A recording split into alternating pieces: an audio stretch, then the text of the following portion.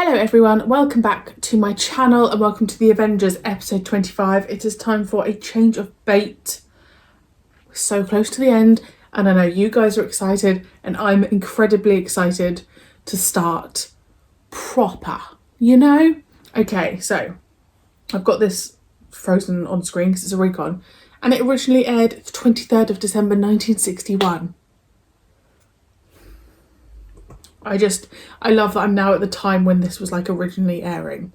I think you'll be seeing this. I don't know when you're seeing this. I have no idea when you're seeing this. Oh, is the light flickering? Un momento. Okay, so there isn't a lot to say, is there? We're all ready for me to get onto series 2. I'm incredibly excited. I'm very grateful that I have had the opportunity to do this. I'm incredibly grateful to those of you that have supported me and sent me everything that I needed for the Avengers.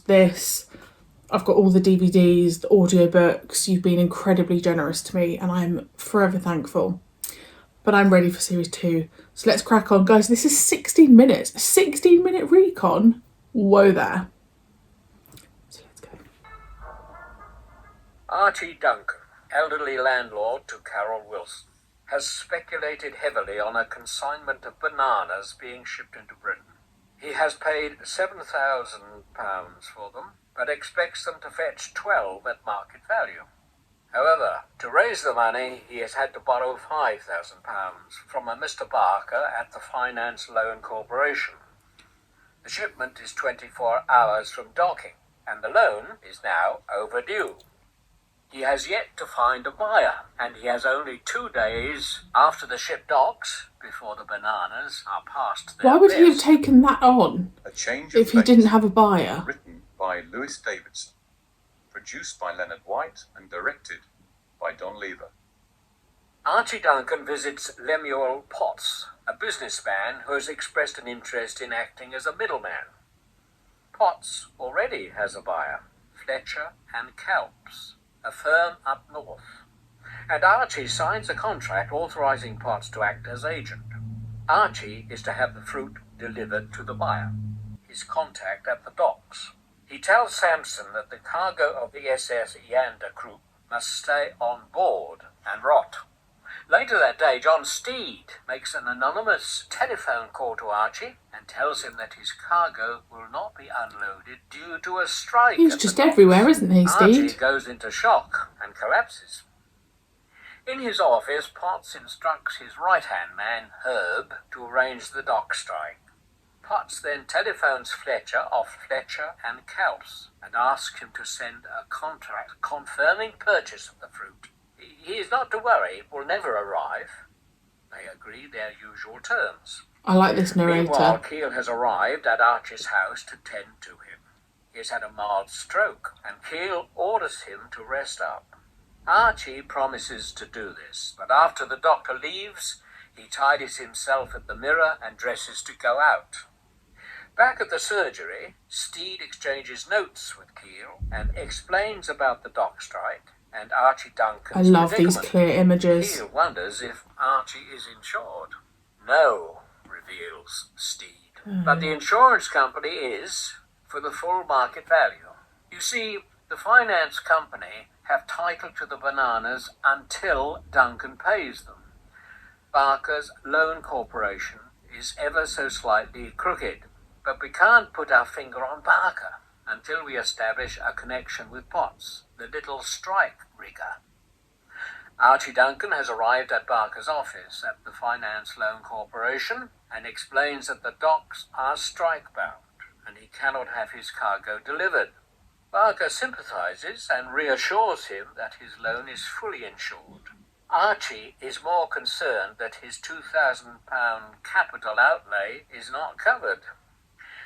At the surgery, Steed postulates his theory about the scam. This is quite a racket. A business is in trouble. Barker lends it money and gets the title to the business as collateral. Say it doesn't pick up. The original owner is frantic with worry and Barker comes up with a solution. Mr. Potts, a strike, larceny, even a fire. The insurance pays off to the title holder, which in every case is Barker, Keel realizes. What about the original owner's debt? Barker's magnanimous. He forgets it. Why shouldn't he? He's made a thumping good profit on the insurance, says Steed. So Duncan looks like losing his money. Is that right? Asked Keel. Yes, unless we can have the strike called off, says Steed. Meanwhile, Barker is meeting another client, Andre, an antiques dealer who has borrowed heavily to invest in Victoriana, only to see Should never demand drop borrow off money. alarmingly. His payment to Barker is overdue by 10 days. Not Barker unofficially, anyway. suggests an alternative solution and tells Andre to expect a call from a man who will solve his problems. In the evening, Keel and Steed arrive at the docks. Keel waits outside while Steed visits Samson in his office. Steed has investigated Samson and has learned that the staunch union man has 2 houses in Cheltenham and his boys are at public school. He presses him to end the strike, using this information and his knowledge of Potts against him. Samson accuses Steed of blackmailing him, but Steed holds all the cards. Britain needs her bananas, brother.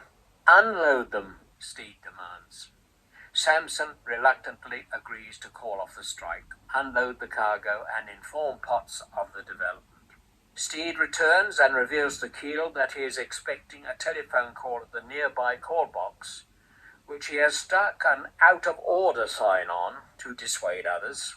Steed had earlier visited Potts' office and made the acquaintance of the switchboard operator, Ivy, with whom he had left the call box number. Meanwhile, Potts has learned of the broken strike and has Ivy put through a call to Fletcher and Kelps. She connects him to the call box, and Potts asked for Fletcher. Steed explains that he is not available. Potts leaves a message saying that the banana shipment is too ripe and that he should cancel his order by 7 a.m. when the cargo will be unloaded. I assume banana is Deception, Steed turns to a Keel and nickname tells for him something that else. Archie must now deliver the shipment to Fletcher and Kelps. The following morning, Potts briefs Herb about the antiques job. He receives a furious telephone call from Fletcher, who has received 75,000 stalks of bananas that he had been assured were not leaving the docks. Potts Actual protests bananas. that he had left a message. Fletcher checks with his switchboard and tells Potts they received no calls from London the previous night. He angrily refuses to pay. Barker suggests that the money he will make from Andre, the antiques dealer, will more than compensate him. Potts suspects that his phone system has been tampered with. Ivy claims that she connected him to the number she always calls for Fletcher and Kelps. Potts is not convinced. Later, Keel pays a call on Archie Duncan and reprimands him for disobeying his order to rest.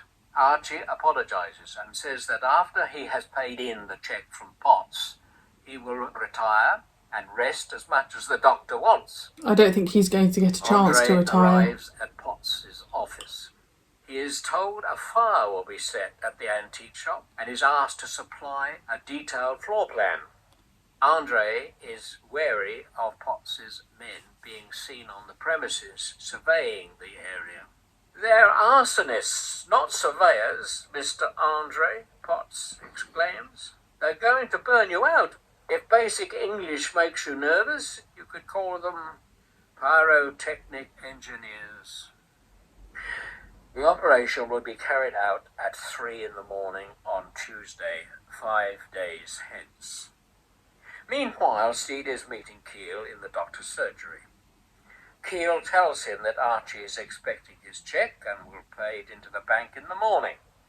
Steed has heard of Potts and Barker's latest scam involving Andre and suggests that the pair of them visit the antique shop and scout around.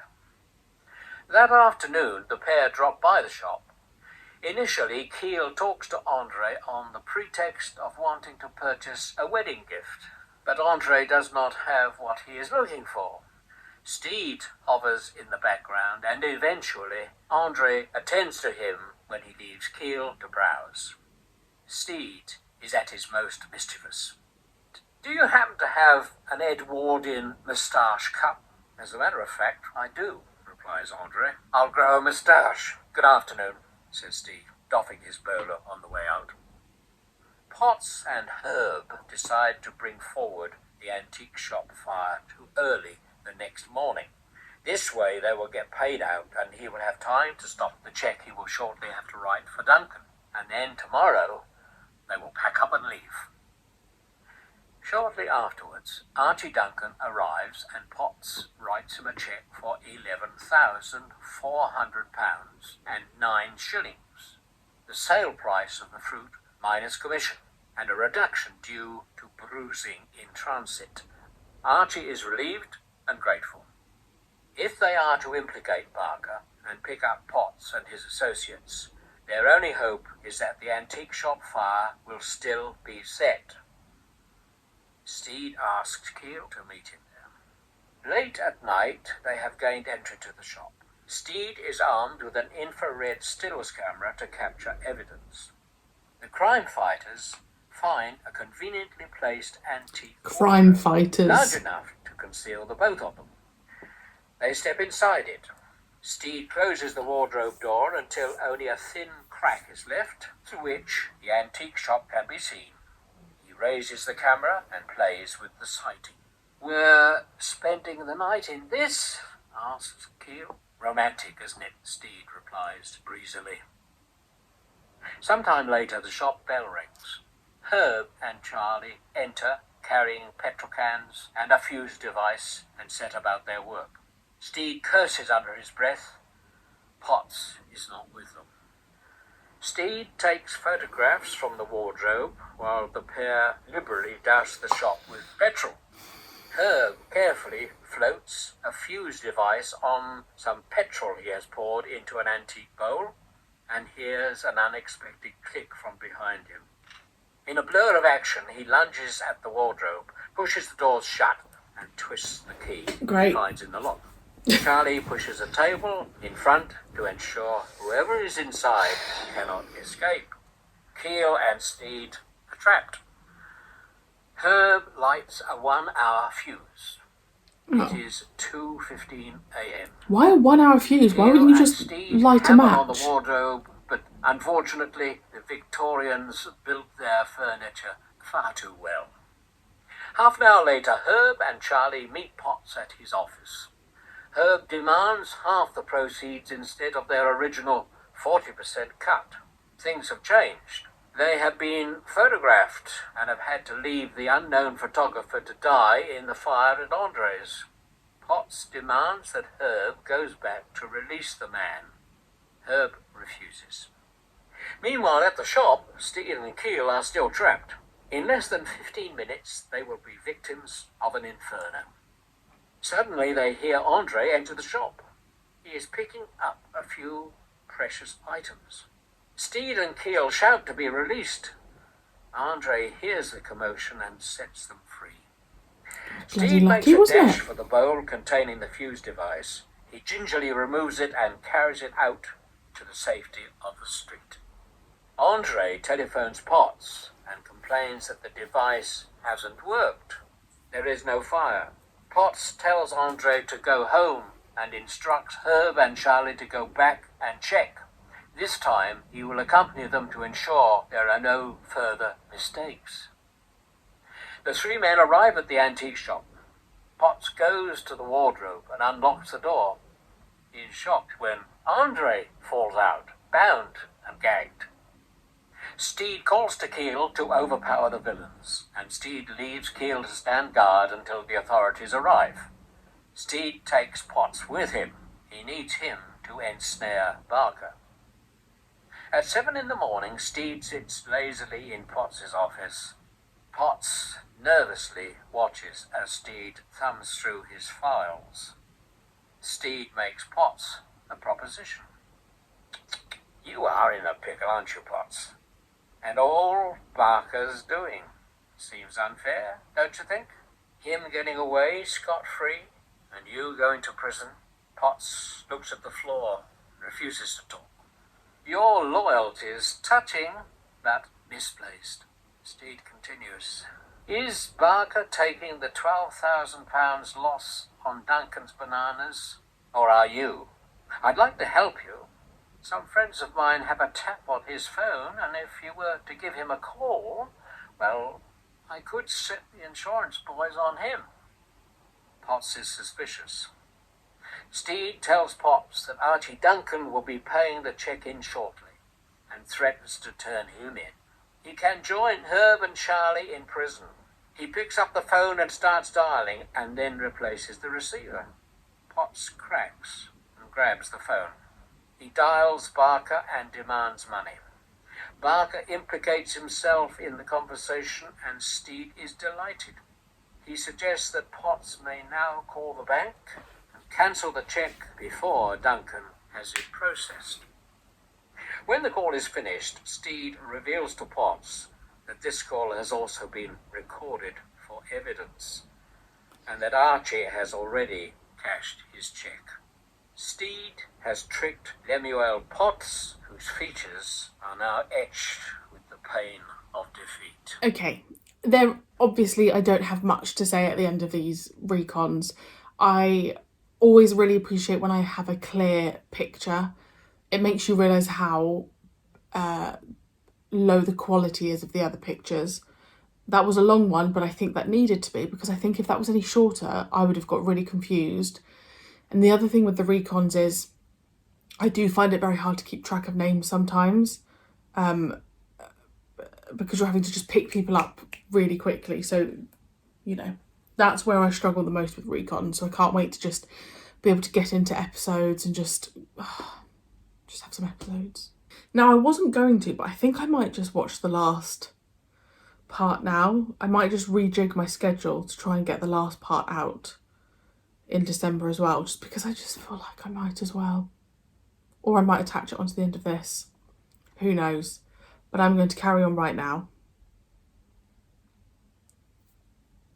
I think I'll just attach it onto the end. Do I? I don't know what to do. I could always release 2 in one day.